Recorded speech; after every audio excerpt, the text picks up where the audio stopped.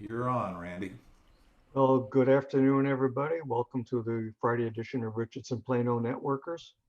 And I remember when I worked in the defense industry, sales was considered a bad word because we don't sell to the government.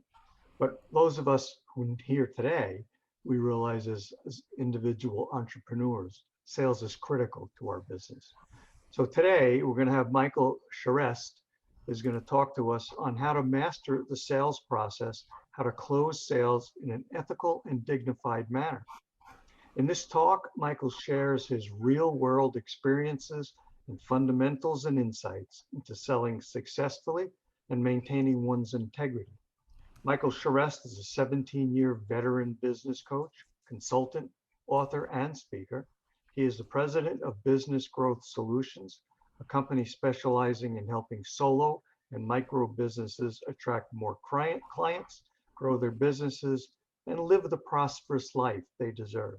He's coached more than 480 individual and 1,500 small group clients.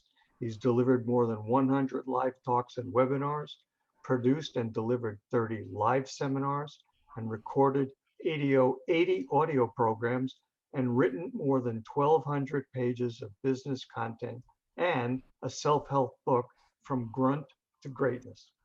Michael held senior management positions with both Hilton Hotels and American Golf Corporation, then founded two successful companies, Coach and Grow Rich and Business Growth Solutions.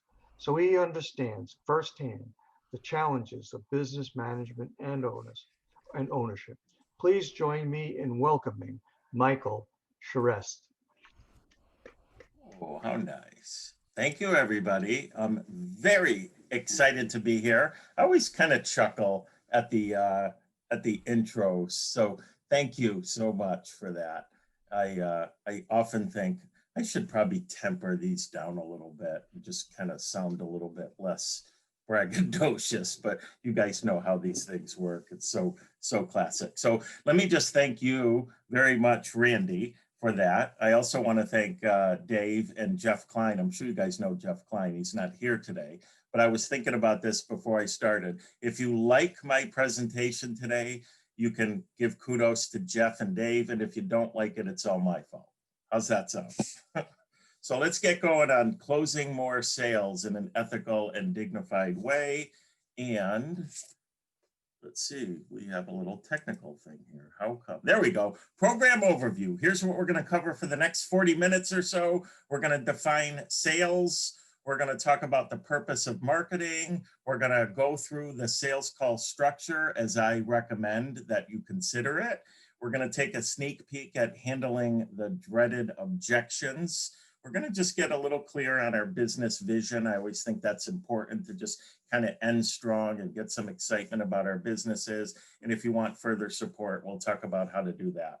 Let me just say that, first of all, thank you for doing the going around the room. That was very helpful for me to just kind of know where you're all at. And as I'm sure you know, some of you are in a service-based business like life insurance. Some of you sell products. I heard jewelry. I love that. And so of course, the sales process is going to be different for all of us. And I'm hoping that at least at all of you will at least learn 1 to 3 things that even if what I'm covering doesn't apply to you perfectly, you get a nugget where you say, wow, I'm glad I came to that call today. So just know that my specialty is working with service-based solopreneurs, coaches, consultants, personal trainers, massage therapists, financial advisors. I've even worked with a magician. These are folks who typically love what we do. We are passionate about our service and work for others, but we're not so great at sales and marketing, and many of us actually hate it. So I help people grow their business. So let's just first talk about sales defined. And I'm really glad I got a chance to meet you, David, and talk. Sorry, my dogs are barking because my brother's probably coming home. That'll stop in a minute. Yeah, I'm really glad I got to talk to you yesterday or the day before because you talked about serving. So I'd like us to almost replace the word sales with service. I'm sure you guys have heard this before, but we're going to talk about the ethical and dignified way to quote sell today, or to convert clients, or close more sales. Those all sound salesy, but when we just approach the opportunity to make a sale as an opportunity to serve people, it just makes a big impact, not only in our ability to get more clients or to make more sales, but it's just more fun, and it's a more dignified way, I think, to run a business, as opposed to just constantly focusing on sales. So I picked this fun picture. I used to have a golden retriever, and you guys were all talking about cats and dogs before. They're just the most loving, cool, awesome animals, and all they want to do is serve their master. And I think when we approach our prospects that way, service, we're better off. The other thing that I consider an opportunity to define sales is to build a relationship. So again, that's what this group is about. And the final two things, I think when we set up what I call, what we often hear as the sales call, I often call it the consultation, the complimentary consultation. It's an opportunity for the prospect to interview you, to determine if they want to buy you, if you're the service, or your products or services, right? And so I think when we set it up that way, and we don't try to do a bait and switch in any way, shape, or form, we're just clear with people.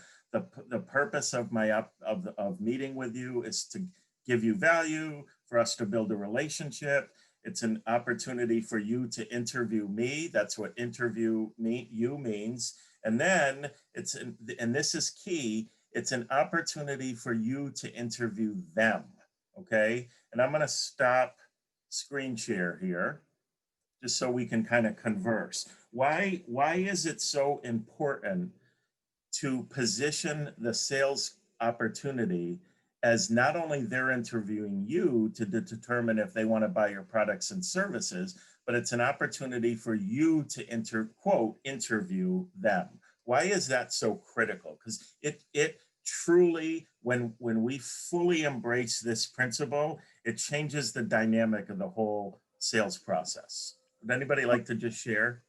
Yeah, Okay, thank so hold on, just so we don't get crazy here. all right. So when I see somebody open their mic on these kind of responses, I'll call on you and then respond, so we don't have three or four people talking. Thank you, David. So Lloyd, go ahead.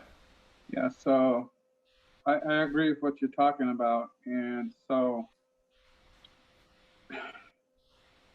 it's sort of difficult to put into words, but people buy value, whether they see value in you, your company, your product, whatever. They buy the value, and they're not going to see that value if all you're giving them is a feature benefit statement. They'll see value that you translate into the conversation when they see you. The other side about you interviewing them, you may not want them as a customer. Bingo. Okay. In my business, there's some people I don't want to be on my team, because you run into the situation where it's hit the ball and drag George, hit the ball and drag George, and I don't have time to drag George. So that interview process is critical. And it's interesting, because I was thinking about that this morning. We tend to get into situations where we view everybody as a potential customer. And if that's the thought process you go into, then you cannot step back and interview. So for me, this is great revelation. It's a repetition of what I ran into this morning. So this is really good. I appreciate you mentioning that. You got it, Electric. And David, is it okay just to keep things moving? We just stop there. Okay, all right, that's good. Yeah, okay, guys. So those that have opened, if you can remute, or I'll mute you, but and then we'll probably have another opportunity. So Yeah, and if we have time at the end, we can certainly do a Q&A. Thank you, Electric. So Electric shared what I was most wanting to highlight, and that is absolutely that not everybody is our perfect customer. I know you guys know that. I know we all know that. And we want to make sure the prospect knows that too. So what I'll do when I do a consultation with somebody, I'll let them know before they even sign up, look, the purpose of the consultation is fourfold. Number one, I'd love for you to get value from it, so you leave the consultation having learned something or a little better off than you were when we started. Number two, it's an opportunity for us to build a relationship, collegial, friends. Number three, it's an opportunity for you to interview me to determine if you want to hire me to be your coach. And lastly, it's an opportunity for me to interview you, because I only work with folks that I like, that we're going to have a good time, and that I absolutely know I can help you grow your business. How does that sound? And would you like a consultation? And I've had 50 people tell me if I've had one. Wow, I really like the way you positioned it. And thank you for kind of just being so upfront about it. And what it does is it alleviates that quote elephant in the room. Are they going to try to sell me something at the end of this? And it positions you as a powerful person, which you are, and that you're only looking for the right fit. So thank you, Electric, for helping me communicate that. Continuing, thank you.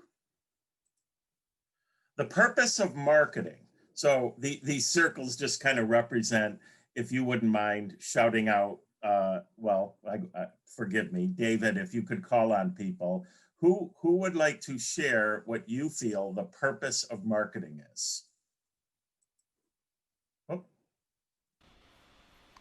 Okay. What is the purpose of marketing? So anybody want to give that one a shot? No right or wrong. Okay, Todd, go ahead. Thank you, Todd. Say it again.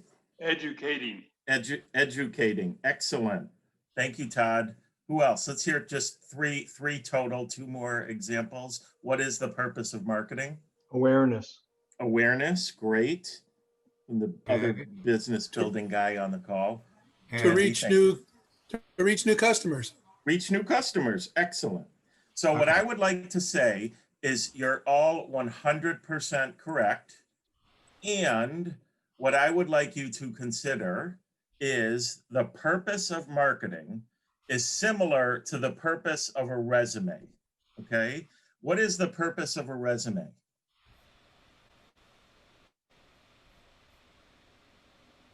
Anybody? You can just raise your... Let a prospective employer know about you and your capabilities. Absolutely, 1000%. Just market yourself.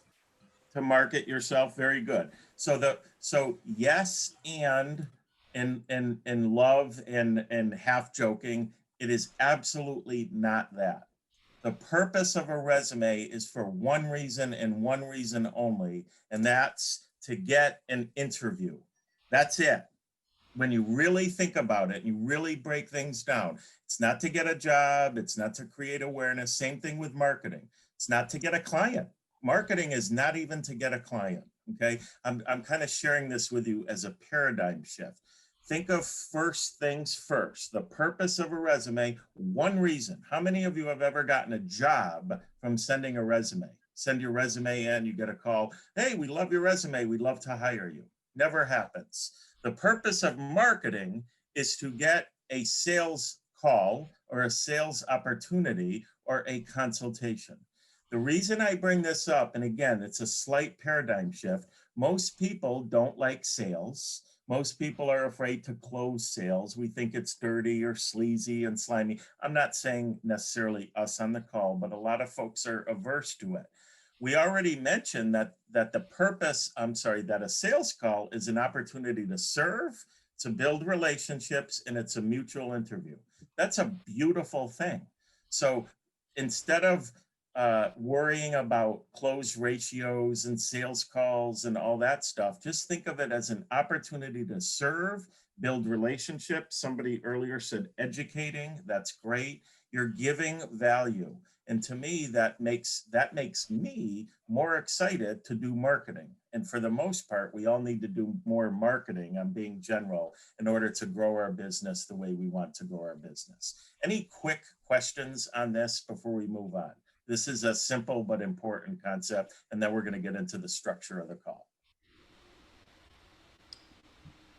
See no. Go ahead. I see no open mics, so go ahead. Okay, thank you.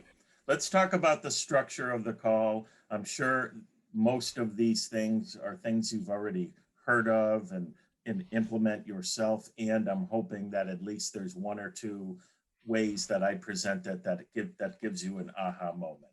And the first part is connection. Another way of wording this is establishing rapport. I believe that most of us are probably pretty good at this. And I do believe that the sales call, however you structure it, typically people almost go too far in trying to build connection or establish rapport, and the sales process almost become, especially for those of you that maybe like are the coaches, consultants of the world, and some of you are that and or similar. You want to create a bit more of a professional but friendly relationship. So I like to, when I have a sales call, I like to get to know the person a little bit personally for the first couple minutes of the call, just to warm each other up. I personally love to know where people live and how they got there. I think that's fascinating. I wish I could ask you all about that. How'd you end up in Texas? Did you grow up there? What part of Texas are you in? Do you love it? I just think that's a nice way to start the call.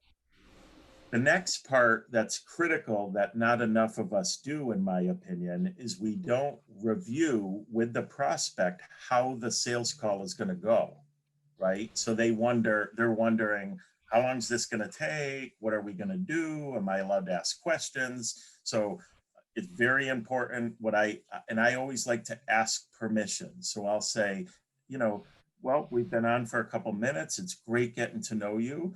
Do you mind if I just share with you what to expect during the next 40 or 45 minutes of our time together? And typically people will say, yeah, I would love that. I would love to learn. So I would encourage you all to just be a little bit, if you're not already, a little bit more potentially structured or have that professional posture to your sales calls. It bodes well for how things continue to go. The next part, and this is the biggest, most critical part of the sales conversation or the sales call, and that's to serve them. We talked about that word earlier, and to give them value and to also begin to establish need. Okay. I define need, and I didn't come up with this. I learned this in particular from Tony Robbins, who I love reading and watching. It's not like he was my personal coach or anything, but he used to say, and still does, that need is the gap between pleasure and pain.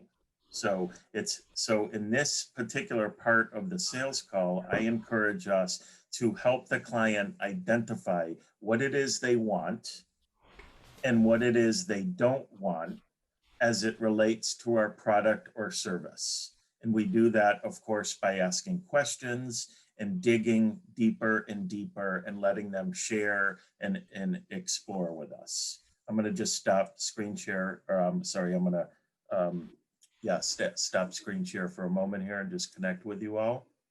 So would anybody like to just share how you currently, or how you could see yourself doing a better job at kind of establishing that need and also giving value at the same time? Would anybody like to share your way and or take a stab at what you think you might do in the future? And I would love to just hear at least from one of you, so we're getting some interaction here. And even if you have a question about it, that's fine too. Thank you, Randy. I mean, back in the day when I was doing sales, I would usually start off by asking them, what are their expectations of our discussion today? Good. Expectations, excellent. Why not ask that question, right? It's a perfect question and allows you to tailor the conversation to their expectations. Okay. Anybody have anything else?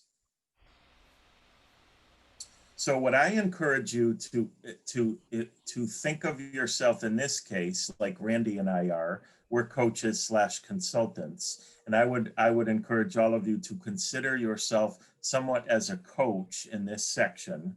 And this is where you're asking them, what is it you want? So let's say you're, just raise your hand if you would, the financial advisor or two in the group, I think, financial services. Alan, awesome. So Alan, and I think Todd too. So here's a couple of examples, just so we're not you're using me as an example, but Alan and Todd might ask their clients, do you have, to a prospect, do you have an idea of how much money you would like to have when you retire? Okay. The answer is no, in fact, I don't know. I really need help with that. What are you doing? You're making a note. They need help with knowing that number. Let's say they say, yeah, as a matter of fact, I do. It's $1 million. A great next question is, wow, that's great. What do you plan to do with your $1 million when you retire? Okay. Get them dreaming, get them, well, I want to have money for my kids' education. I want to pay for my daughter's wedding. Say more about that. So you have a daughter. When does she plan? Does she on track to getting married now? Why do you want that? What's the wedding going to look like? Get them dreaming and getting excited. And I pray to God nobody's hearing this and thinking, oh, that's manipulation. You owe it to them to invest in their passions and dreams and help them get clear. A lot of people are not clear on this stuff.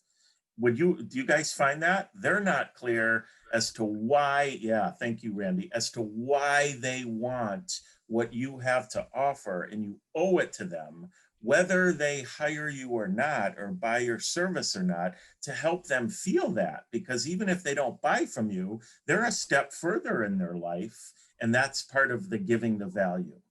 Conversely, I'll come to you in just 1 second, Electric. Conversely, and Tony Robbins often says, and by the way, of course, Tony Robbins didn't invent this, but people will do more to avoid pain than to seek pleasure.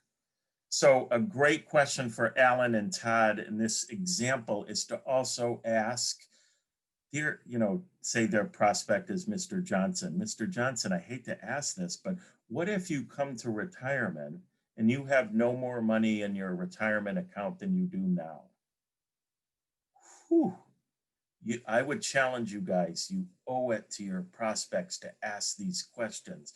Help them feel that pain, because the pain is often what's going to get them to act, to buy your product and service. And hopefully all of us love and know our product or service can really help these people. Go ahead, Lloyd / Electric. Yeah, so a question I like to ask, and I'd like to get your feedback on, is, as I'm talking to them about anything, their job, their whatever, the question is, what would you change? If you could, what would you change? Absolutely. And just, yep. And, Yeah, I'm so glad. What are your thoughts on that?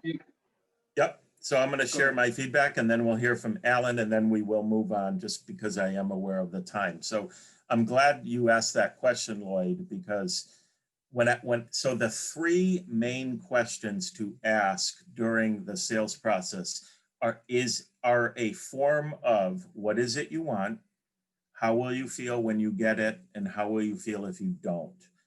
Those you don't have to ask. Of course, you don't have to ask anything. You obviously are in control of your destiny. You do what you want. I'm hoping some of this helps. What specifically in the way you phrase the question in each one of those categories is up to you. In your example, Lloyd, is a perfectly fine one. And of course, you're going to ask follow-up questions. In a sales call, you might ask 15 questions throughout. Thanks for asking. Alan? And you're on mute, Alan. You'll have to unmute yourself. Excuse me. One of the questions I use is, can you tell me what keeps you up at night? Perfect. Yep. Is that too in your face, or is that? No, in fact, Alan, I would suggest that no, it isn't in your face, too in your face, number one. Number two, again, you owe it to them. Number three, if you at all are nervous about asking that question, always ask for permission to ask a tough question. I see David nodding. So you might, you're in your style, Alan, you might say, I've got a question for you that can be kind of challenging. Are you open to me asking it? I think it could serve you well. And I then like that. typically they'll say, yeah, sure, go ahead. And then you ask it. But yes, if you're kind of afraid to ask the question, that's the question you should need to ask. I'm going to share. Thank you. Did somebody say something? Alan said, thank you. Okay, got it. Okay, so that's the big part of the consultation. And then let's see here.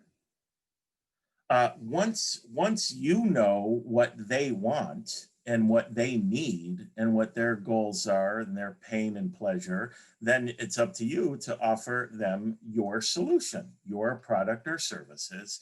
And I'm sure you know this, but sometimes the little things that I share, people get the most kick out of. When I'm with a prospect, I take notes. Look at the notes I took just from our call today. And at the bottom, this is so goofily simple. At the bottom of the page, I'm drawing what they need and want. So then when I share my solution, I'm customizing it for them. So we of course know the features and benefits of our products and services, but we want to train ourselves in practice so that on the spot we can insert. So Alan, I'm just kind of making this up. One of the first things I help my clients do in my coaching is I help them really get clear on their dream and vision. And you mentioned a moment ago that that's something you weren't real clear on. So when and if we work together, that's one of the first things we'll do. See how when I asked you about your target market niche, you sounded a little bit vague and you weren't too sure. Would it be helpful for us to focus on that if we were to work together, right? And so that's what I mean by offer the solution and articulate for the prospect how you're going to work. And then of course we have to invite them. So I know some of us sometimes get nervous about making the invitation or making the ask or making the offer. But of course we have to do that if they're a good prospective client. And then when and if they have objections, we need to handle them and then manage the transaction. And I'm going to discuss manage the transaction just in a moment. And then we'll do a little sneak peek into objections.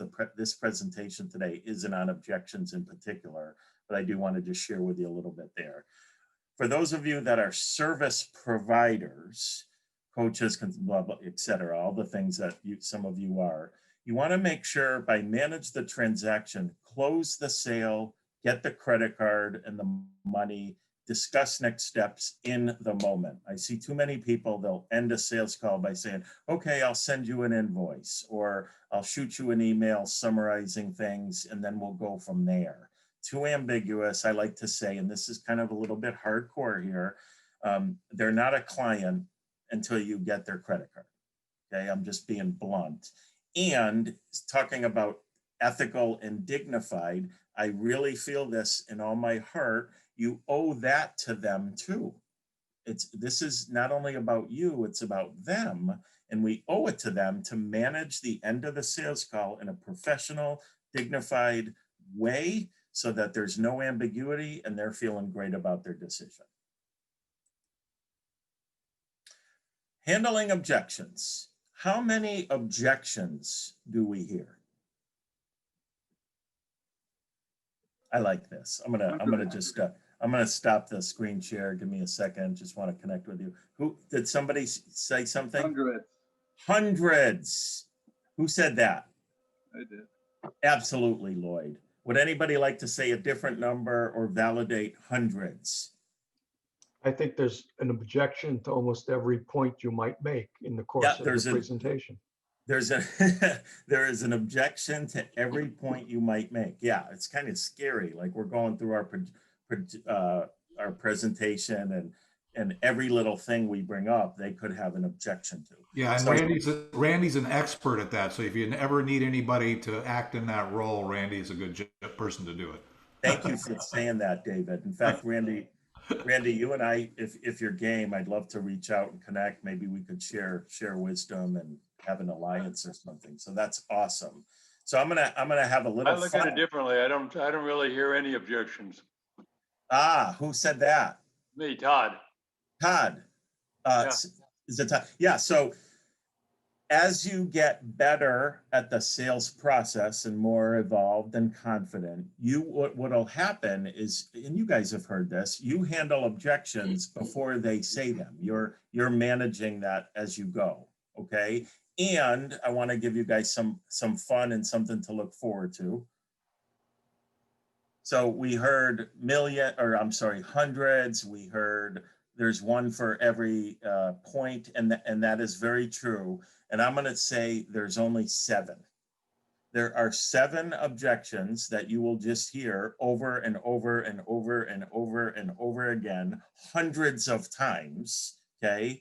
And I'm saying this kind of boldly to make a point. There's nuances, but generally speaking, and if you guys want to add 1 or 2, great, maybe you'll say there's 9. They're either money, can't afford it, I don't have the money, it's too expensive, et cetera, et cetera, et cetera. I'm not ready, maybe later, let's talk later. And after I get to this point during the summer, I don't have time, or now's not the right time. They don't see the value, right? That's a big one. They don't believe that you can really provide the product or service that you're saying or the results. They have to ask permission of somebody else, the wife, the husband, the business partner, etc. They need to think about it. Okay, 1, 2, 3, 4, 5, 6. What did I mean by others? What the hell does that mean? I think I goofed there. Oh, I need to talk to other providers. I need to check this product over here. They sell something similar. So again, just being careful of time, knowing I've got till about 5 till. I want to be respectful and never speak over my time. Any quick questions on this, and or would anybody like to challenge me and say, what are you talking about? I can think of 15 more that you don't have here, because I would argue that I bet most anything that we could come up with would fall under one of these. Right. Yeah. Randy, did you have something to add? Yeah, I was going to say that if you're not hearing any objections, then in my opinion, you're not asking the right question. Very good. Yeah, because Randy, I know you and I are on this. When they don't have any objections, and you ask them, and assuming they're a good fit, and you invite them to work with you, what do you often hear? No, they thank you very much. This was great. I'll get back to you later. Like they're not wanting to share with you the objections, and it's important for you to be able to handle that, which we'll talk about on the next slide. So yeah, it's okay to invite objections or questions. Not everything is just an objection. Could be just a question. Yeah, I don't hear the objections. I hear that they want more information. Beautiful. That's an excellent way, Todd. That's an excellent attitude to have. Please don't look at objections as bad. In fact, a question is probably a better word. They want more information. They're like, I look at it as cool. They're engaged. Let's talk about this. Absolutely. Well, actually, if you think about getting to close, right? I mean, the objection is just them envisioning themselves buying whatever it is that you have and trying to get their head around that. So it's clearly on the journey to getting to the end result every time. So you should never be unwilling to do that, right? That's perfect, Dave, and in my opinion, a perfect segue to how to handle the objection, or to begin to be ready for objections, and that is to practice, to invite them, to role play them, and just have confidence and excitement about your ability to handle them. And of course, this isn't about a script and A equals B, and if they say this, do this.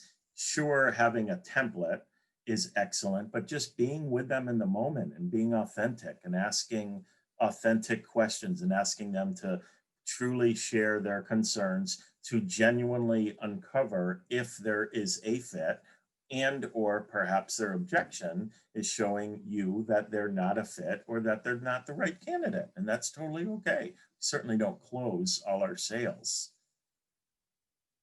So I'm going to just share that the first two steps into, and by the way, you guys, I'm that me sharing the little tidbit on objections here, I just want to be clear. It just occurred to me. This is in no way to try to get you to buy my objections course.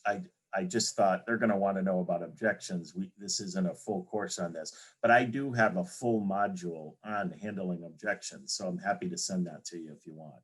But what I like to do is say two ways to handle objections. In the first one, I say, let them go, right? And I say this kind of tongue in cheek. So often at the beginning of a sales call, I'll say something like, I just want to be clear, like I said before, this is a mutual interview. At the end, if we're a fit and we'll have a good time together, let's talk about working together. And I just want you to be sure to know I'm not going to try to sell you anything. This only works and only matters to me if it's a mutual fit. So picture saying that at the beginning of the sales conversation. And then at the end, if they have truly hard objections, like, well, I don't know, let me think about it. Or let's just say they flat out say, I don't know, this is too much money.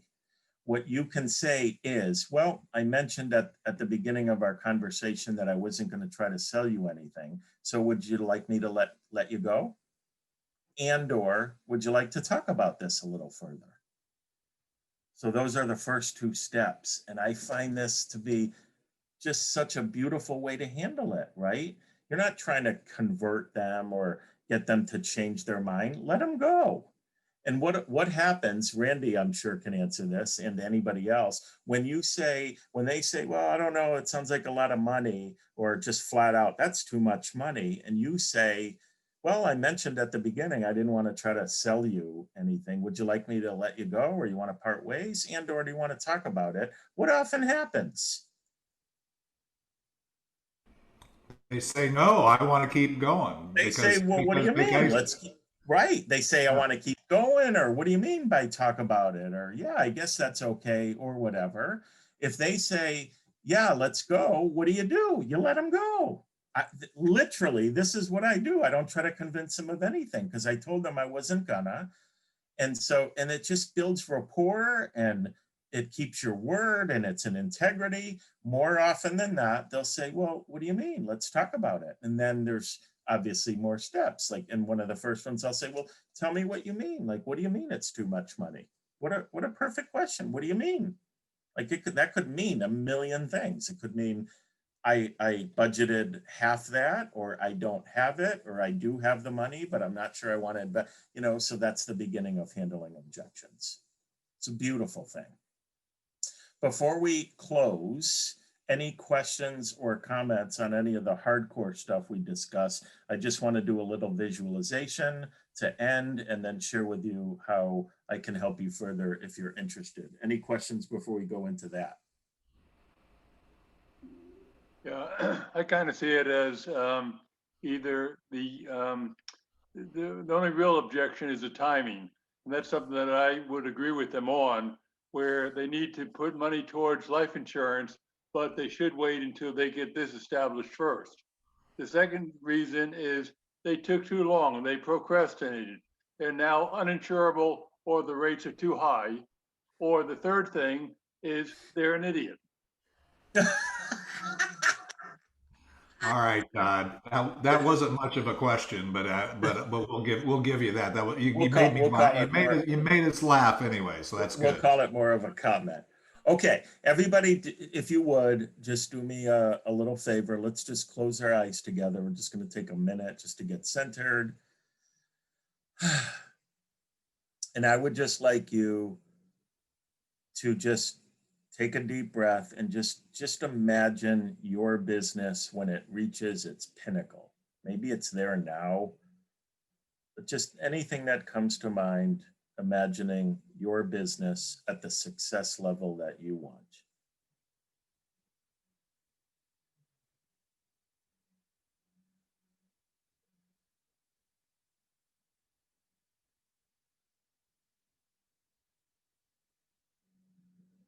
And I always just like to see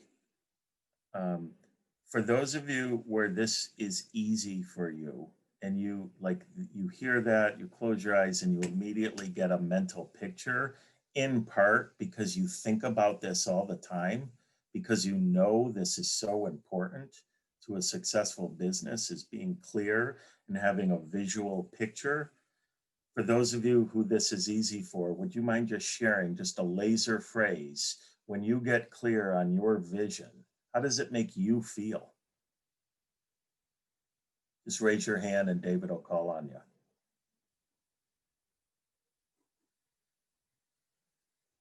Go ahead and open your mic if you have something, since Yeah. I can't see the whole grid. So anybody? So did somebody, No. anybody want to share? Lloyd. Lloyd. Yeah, I can't do one word, but great, excited, and grateful, really. Very good, Lloyd. Thank you so much. Excited, grateful. For those of you where that comes easy, good for you. Continue to focus on that. For those of you that's hard, and I know we only had a moment, commit to getting clear on your vision and meditating and focusing on that every day. I know that's beyond the scope of what we talked about today, and it's so incredibly important in your ability to get there. For those of you that want to continue to have me serve you, I would love it. I do a weekly e-zine, e-newsletter. It's very pithy. I like that word, pithy. It's short, it's sweet, and it's a nugget of business development advice or feedback. So just put your email in the chat right now, or since a lot of you put your emails in already, just say me or add me to your list or something. I don't try to sell you. I simply, once a week, you'll get an email from me. And then I also do a free webinar like this every month on a business building topic. Okay. For those of you that would like to go further, I'm going to put in the chat a link to a Zoom with me. We'll have a one-on-one consultation to see if we're a fit to work together. I would be honored to consider working with any of you on your business growth. If it makes sense, great. We already talked about how a consultation works, so you know exactly what you're getting in for, and I would love to visit with you more. Thank you very much, and I'm going to pop that in the chat in a minute. I realize I copied and pasted something else, but just God bless you, and thank you, David, for the opportunity to serve you all. What a wonderful group. All right, thanks everybody. Let's give Michael a hand. That was very valuable and useful. And Michael, I really appreciate you being willing to share with the group here. I'm going to put it on grid view. Just a couple of announcements for those that are here. The calendar for Richardson Plano Networkers is fully updated through the end of the year.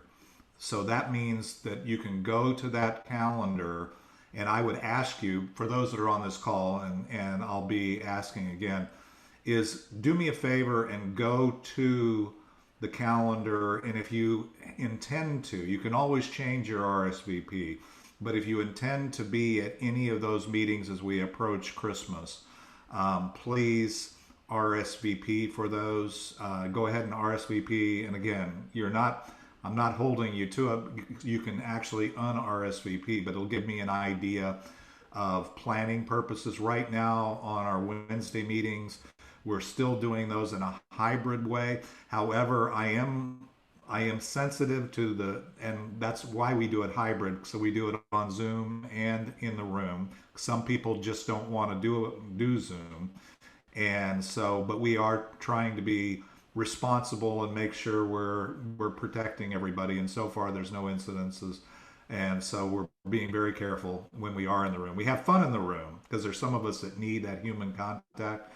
I mean, at a distance contact, but I mean just need to see faces and that kind of thing. So, but if you would just communicate your intentions via the RSVP, it makes planning easier.